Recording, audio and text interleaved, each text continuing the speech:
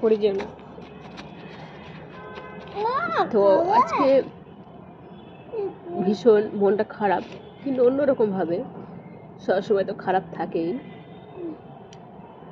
আজকে যে দিনটা এসছে বছরে একবারই আসে।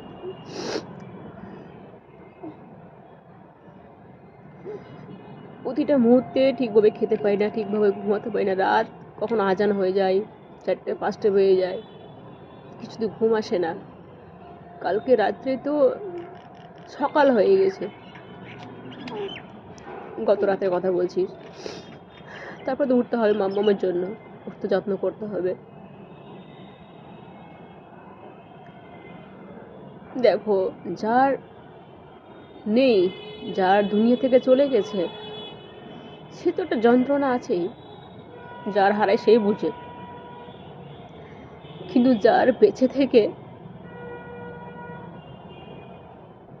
কিছু চোখে দেখা যায়, কিছু কানে শোনা যায়, সারাক্ষণ অনলাইন দেখা যায়,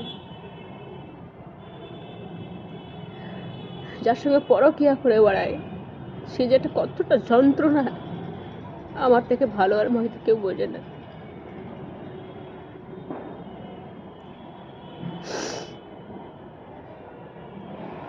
আজকে আমার বিবাহ বার্ষিকী বন্ধুরা। আজ 18 সাল থেকে 21 সাল ভালো কেটেছিল, ভালো কাটারই কথা।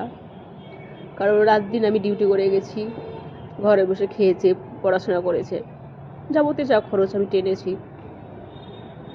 আমার টাকাটাকে ভালোবেসে গেছি,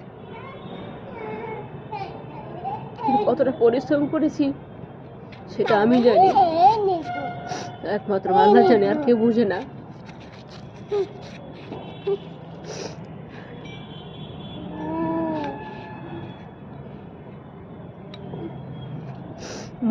মন মানে না। তাও চেক করলাম, ব্লক করে রেখেছে, ভালো কথা।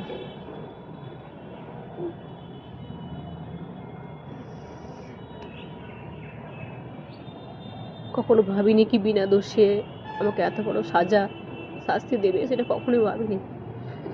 দেখো, পৃথিবীতে যে যেমন করবে সে তেমন কর্মের ফল পাবে, সে আমি হোক, সে যেই হোক না কেন।